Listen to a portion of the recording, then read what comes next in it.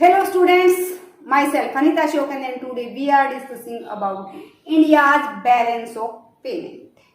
कि इंडिया का balance of payment क्या रहा आफ्टर इंडिपेंडेंस। देखिएगा क्या है, पहले हम देखते हैं कि बैलेंस ऑफ पेमेंट होता है। देखिए हर एक देश क्या करता है, दूसरे देशों से बहुत सारे लेन देन करता है। उन सारे लेन देनों का ब्यौरा क्या कहलाता है, हमारा बैलेंस ऑफ पेमेंट कहलाता है। तो लेन देन कितने प्रकार के होते हैं, एक तो हमारे विजिबल गुड्स का लेन देन करते हैं। लेन और देन से मतलब क्या, आयात और निर्यात, इंपोर्ट एंड एक्सपोर्ट। तो हम दो चीजें करते हैं, या तो इंपोर्ट में हम क्या करते हैं, किसी से कोई वस्तु मंगवाते हैं, एक्सपोर्ट में हम क्या करते हैं, किसी कंट्री को अपनी वस्तु भेजते हैं। तो हम क्या भेज सकते हैं, visible goods, invisible goods. Invisible goods क्या होती हैं, सर्विस। ये हमारे दृश्य वस्तुओं में तो हमारा जो है चाय पर्सन जो भेजी, अदृश्य में हमारी सेवाएं आ गई। उसी प्रकार से हमारी एक आती है पूंजी का आयात और निर्यात। पूंजी का आयात और निर्यात में हमारा क्या शामिल होता है, पूंजी क्या है हमारी, या तो हम किसी देश से कर्जा लेते हैं या किसी देश को उधार देते हैं। तो ये सारे के सारे, कर्जा देना हमारा क्या है, निर्यात है। कर्जा लेना हमारे लिए क्या होगा, आयात होगा।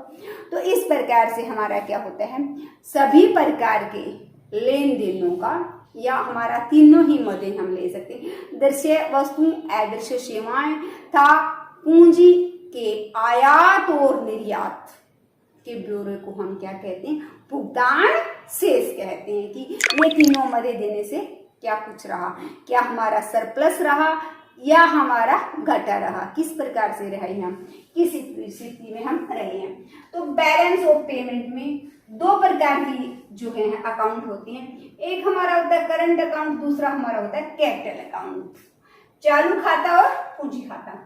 चालू खाते में दो प्रकार की मदें आती है, एक विजिबल जिनको हम देख सकते हैं, छू सकते हैं। तो जितने भी गुड्स हैं वो हमारे क्या आती हैं, विजिबल्स हैं। अब जितनी भी हमारी सर्विसेज हैं वो हमारे क्या आती हैं, इनविजिबल आइटम में आती हैं। हम सर्विसेज भी क्या करते हैं, आयात करते हैं। तो ये है हमारे करंट अकाउंट में दो प्रकार की आती हैं, विजिबल और इनविजिबल। कैपिटल अकाउंट में हमारी क्या आती है, capital payment and capital receipts. या तो हम कैपिटल पेमेंट करते हैं या हम कैपिटल की रिसिप्ट करके उधार देते हैं या उधार लेते हैं। कई बार हम तो सोना वगैरह भी गिरवी रखना पड़ता है, वो सारी चीजें हमारे कैपिटल अकाउंट में आ जाती हैं। कई बार हमारे पास कोई दूसरा देश सोना गिरवी रख देता है, कई बार हम गिरवी रख देते हैं, तो वो सारी चीजें हमारे इसमें आ जाती है। जो हम उधार लेते और देते हैं वो कैपिटल अकाउंट में आ जाती हैं। अब देखिएगा जब भी हम बात करते हैं बैलेंस ऑफ पेमेंट की, तो लेखा दृष्टिकोण से जब हम लिखते हैं, तो आप एक कॉपी लेकर आए हो, उस कॉपी की प्राइस, आपने कॉपी ली है तो 10 रुपए, क्या दूसरे हाथ से दे के आए हो। लिखने के दृष्टिकोण से तो वो क्या होता है, हमेशा ही बैलेंस होता है। तो बैलेंस ऑफ पेमेंट भी हमेशा ही क्या होता है, बैलेंस्ड होता है। किसके दृष्टिकोण से, लेखांकन दृष्टिकोण से। तो हमने लिखने के दृष्टिकोण से एक कॉपी लेके आए, 10 रुपए दे आए, हिसाब बराबर। लेकिन वो 10 रुपए मैंने अपने पड़ोसी से उधार लिए थे, मेरे हिसाब से तो वो बैलेंस नहीं है। तो लेखांकन दृष्टिकोण से तो जब हम बात करते हैं तो वो हमारा क्या होता है, हमेशा ही बैलेंस्ड होता है। लेकिन ये व्यवहारिक दृष्टि से देखें तो मुझे उसका कर्जा देना है 10 रुपए, तो व्यवहारिक दृष्टि से ये हमेशा क्या होता है, बैलेंस भी हो सकता है, फेवरेबल हो सकता है, अनफेवरेबल हो सकता है। तो जब हम व्यवहारिक दृष्टि की बात करते हैं तो हम बात किसकी करते हैं, करंट अकाउंट की बात करते हैं। करंट अकाउंट में हमारे क्या होते हैं, जब हमारे क्या हो जाते हैं, दृश्य और अदृश्य वस्तुओं के निर्यात कम होते हैं और आयात ज्यादा हो जाते हैं, तो बैलेंस ऑफ पेमेंट क्या हो जाता है, अनफेवरेबल हो जाता है। और जब ऐसा होता है, दृश्य और अदृश्य वस्तुओं के निर्यात ज्यादा होते हैं और आयात दोनों प्रकार की वस्तुओं के हम कम करते हैं, तब हमारे क्या होता है, वो फेवरेबल होता है। और जब ऐसी स्थिति हो जाती है कि जितने भी हमारे निर्यात हैं दृश्य और अदृश्य वस्तुओं के, और जितने हमारे आयात हैं दोनों प्रकार की वस्तु और सेवाओं के, वो बराबर हो जाते हैं, तो हमारा क्या होता है, ना अनुकूल है ना प्रतिकूल है, अंतर हमारा 0 है, तो वो दोनों बराबर हैं हमारे। तो 3 प्रकार का हो सकता है, या तो हमारे फेवरेबल हो सकता सकता है या अनफेवरेबल हो सकता है। तीसरी सिचुएशन में कि हमारे ना फेवरेबल है ना अनफेवरेबल, जितना लिया उतना हमने दे दिया, तो वो बैलेंस्ड है हमारा। तो यहाँ पर हमारा बैलेंस में जो हमारा रिसिप्ट्स माइनस पेमेंट होती है, इनका अंतर क्या होता है, 0 होता है।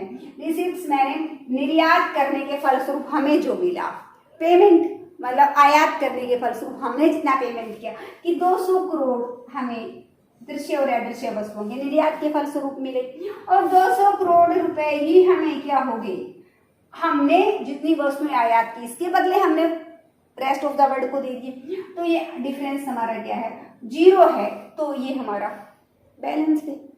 अब हमारा क्या हो जाता है, जब रिसिप्ट्स माइनस पेमेंट का डिफरेंस जो है ग्रेटर देन 0 होता है, तो ये क्या होता है, फेवरेबल है। इसका मतलब हमने 200 करोड़ रुपए हमें मिले हैं और हमने दूसरे जो रेस्ट ऑफ द वर्ल्ड को पेमेंट की है वो 100 करोड़ है।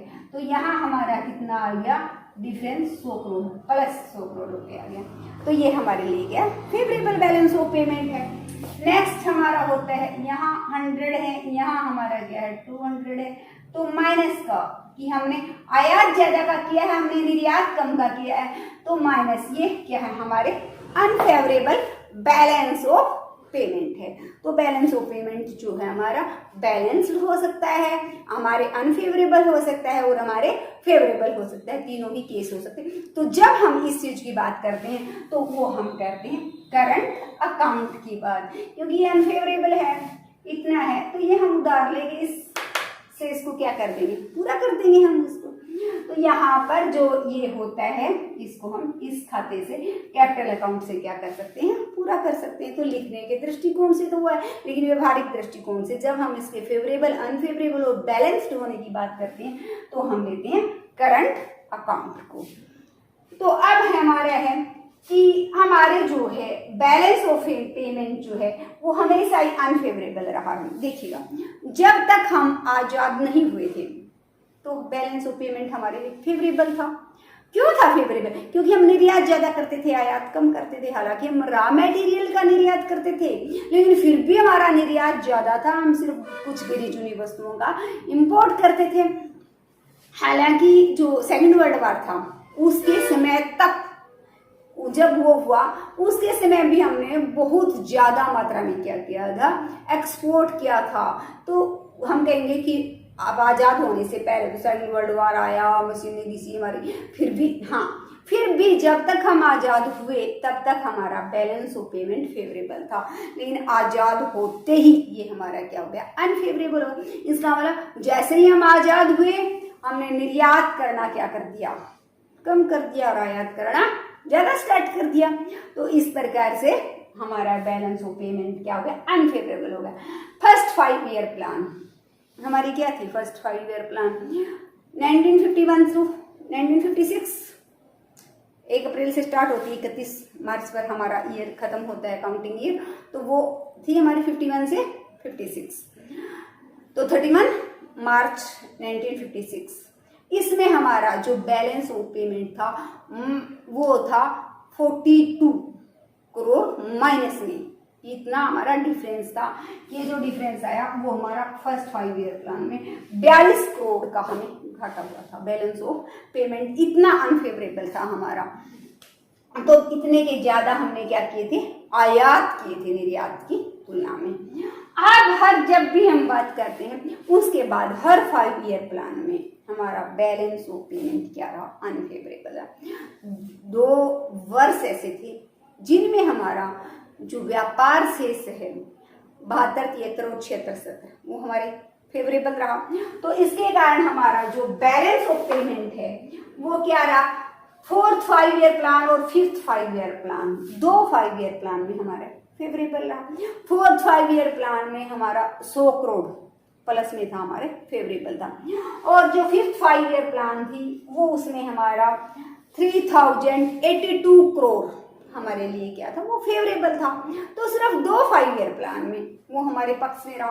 बाकी हर 12 पंचवर्षीय योजनाएं और 1 वर्षीय योजनाएं हम पूरी कर चुके हैं। उन हर योजनाओं में हमारे लिए क्या रहा है, अनफेवरेबल, हमारे विपक्ष का रहा, घाटे का रहा। तो अब इसके घाटे के रहने के क्या कारण है ये हम करेंगे। तो देखिएगा, इंपोर्ट ऑफ मशीनरी क्या हुआ।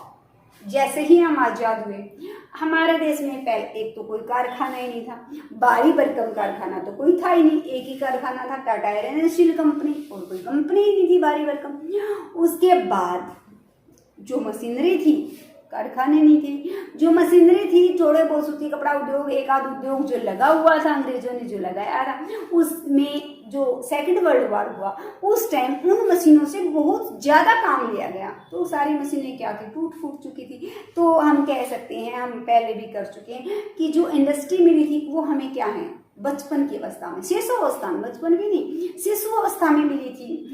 अब उनको पाल पोस के बड़ा करने की जिम्मेवारी थी, क्योंकि हम आज़ाद हो चुके थे। तो हमारा मकसद क्या था, इंडस्ट्रियलाइजेशन, औद्योगिकरण करना था।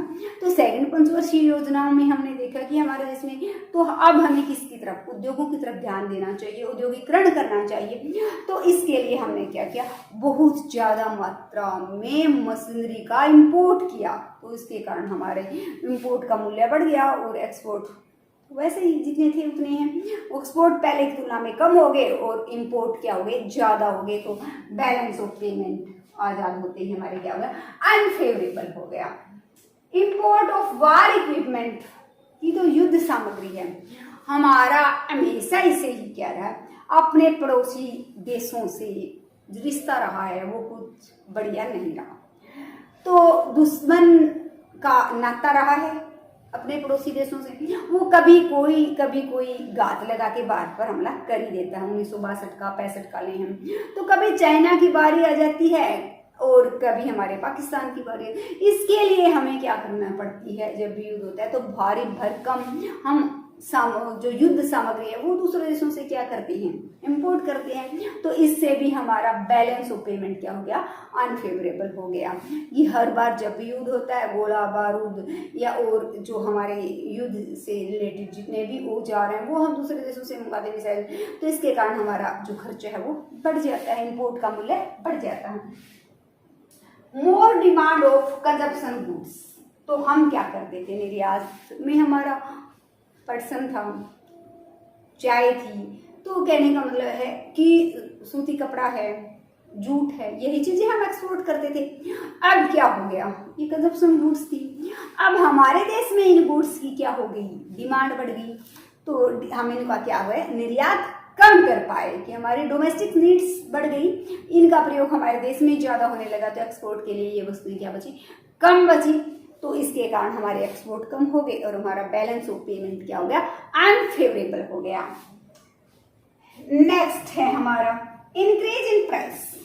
क्या है, जब हमारे डोमेस्टिक मार्केट में किसी वस्तु की डिमांड इंक्रीज हो जाती है, तो डिमांड इंक्रीज होगी, सप्लाई इंक्रीज हो नहीं रही, तो उसकी प्राइस क्या हो जाती है, इंक्रीज हो जाती है। और जब प्राइस इंक्रीज हो जाती है तो एक्सपोर्ट तो क्या हो जाते हैं, घट जाएंगे और इंपोर्ट बढ़ जाएंगे। क्योंकि वो वस्तु जब प्राइस हमारे डोमेस्टिक मार्केट में उस गुड्स की प्राइस इंक्रीज होगी, विदेशियों को क्या पड़ेगी, वो महंगी पड़ेगी और हमारे एक्सपोर्ट क्या हो जाएंगे, कम हो जाएंगे और दूसरे देश वाली वस्तु हमें सस्ती पड़ेगी। अब हमारे इंपोर्ट क्या हो जाएंगे, बढ़ जाएंगे। फिर है फॉरेन कंपटीशन। क्या था अब हमारा, अब हमें फॉरेन से क्या करना पड़ा, कंपटीशन करना पड़ा।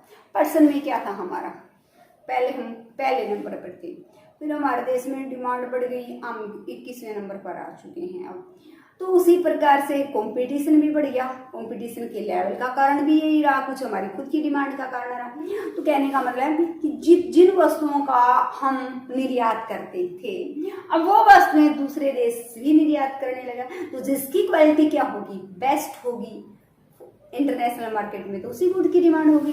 तो पहले हम जूट भेजते थे, हम अकेले थे, जैसा भी बनाते थे वो वहाँ पर सेल हो जाता था। लेकिन अब हमें जूट से बांग्लादेश, जूट में बांग्लादेश भी वही चीज़ें बनाना, जूट में हमें बांग्लादेश से क्या करना पड़ता है, कंपटीशन करना पड़ता है। क्योंकि जिसकी प्राइस लो होगी, जिसकी कॉस्ट लो होगी और जिसकी जो गुड्स की क्वालिटी है वो बेस्ट होगी, वही वस्तु इंटरनेशनल मार्केट में टिक पाएगी। तो हम क्या हो गए, उनसे कंपटीशन करने की हमारी कॉस्ट ज़्यादा थी, हम पिछड़ते चले गए। उसी प्रकार से हमें चाय है, पहले अकेले इंडिया करता था, अब हमें उससे श्रीलंका भी करता है, तो श्रीलंका से क्या करना पड़ता है, कंपटीशन करना पड़ता है।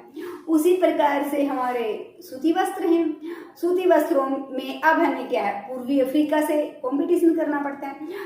तो कितना ही सामान ले लें, जूट में बांग्लादेश है और भी चीज़ें ले लें, तो हमें क्या करना पड़ता है, किसी में जो हम इलेक्ट्रॉनिक्स का सामान है उसमें भी हम निर्यात करते थे, लेकिन वहाँ है चाइना हमसे आगे निकल गया, हम तो पिछड़ गए, क्योंकि वो टॉयज वगैरह है और इलेक्ट्रॉनिक्स का सामान है, इतने कम कॉस्ट में निकाल देते हैं, इंडिया बाहर हो गया इंटरनेशनल मार्केट से। तो यही कारण है कि हमारा एक्सपोर्ट कम हो पाते हैं और इंपोर्ट क्या हो गए, ज्यादा। हम भी उन वस्तुओं का चाइना से क्या करने लगे, इंपोर्ट करने लगे, इतनी कम कॉस्ट पे वो बना देता है। Increase in the price of petrol, petrol की कीमत भी क्या, हम बहुत मेजर जो क्वांटिटी है पेट्रोल्स की वो क्या करते हैं, इंपोर्ट करते हैं। तो जब वहाँ पॉलिसी चेंज होती है, वहाँ कुछ मान लो उनका आपस में झगड़ा हो गया, इराक, ईरान, कुवैत, जो अरब कंट्री हैं, वहाँ पर युद्ध हो गया, उन्होंने तेल के कुओं में आग लगा दी कुछ कारण से, मतलब वहाँ की हलचल का असर किस पर पड़ रहा, हम पर पड़ रहा था, हमारे बैलेंस ऑफ पेमेंट पर पड़ा, वो हमारा क्या हो गया। 1973 की बात करते हैं हम, तो उस समय जो पेट्रोल की कीमत थी वो $2 प्रति बैरल थी, और लेकिन उसी समय 1973 से पहले थी ये कीमत, लेकिन 1973 में $2 प्रति बैरल से क्या होगी, $36 प्रति बैरल। तो जो वस्तु $2 की आती थी वो अब हमारी क्या आने लगी, $36 की आने लगी। तो कितना गुना हमारा जो मूल्य है वो भुगतान हमें ज्यादा करना पड़ा। तो डॉलर में हम जब हम क्या करते हैं कि तेल की कीमतें बढ़ जाती हैं, तो हमारा जो हमें कम मूल्य का हम क्या करते थे, पेमेंट करते थे, वो पेमेंट क्या होगी, बहुत बड़ी रकम होगी हमारे लिए। तो इस प्रकार से हम कह सकते हैं कि जो पेट्रोल की कीमतें बढ़ी उसने भी हमें हमारे बैलेंस ऑफ पेमेंट को क्या कर दिया, हमारे अनफेवरेबल कर दिया। फिर फॉरेन लोन्स ये आज़ाद हुए, हमारे पास तो कुछ नहीं था, सोने की चिड़िया तो अंग्रेज लेकर उड़ गए, हमें तो क्या मिट्टी मिली थी, कुछ भी नहीं मिला। तो अब हमें फिर से अपने देश को सोने की चिड़िया बनाना था, तो उसके लिए जब एफर्ट्स स्टार्ट किए तो लगा कि हमारे पास कुछ नहीं, हमें क्या करना चाहिए, फॉरेन से लोन लेना चाहिए, वर्ल्ड बैंक से लोन लेना चाहिए, IMF से लोन लेना चाहिए। तो हमने पंचवर्षीय योजनाओं के लक्ष्यों को पूरा करने के लिए लोन लिया। अब वो लोन के जो है इंटरेस्ट इतना बड़ा हो गया कि उसका भुगतान हर साल इतनी मेजर जो रकम है वो हम भुगतान के रूप में कर रहे हैं, तो वो भी हमारा क्या हो गया, बैलेंस ऑफ पेमेंट के अनफेवरेबल होने का एक मेजर कारण बना। तो students, like, share and subscribe my channel.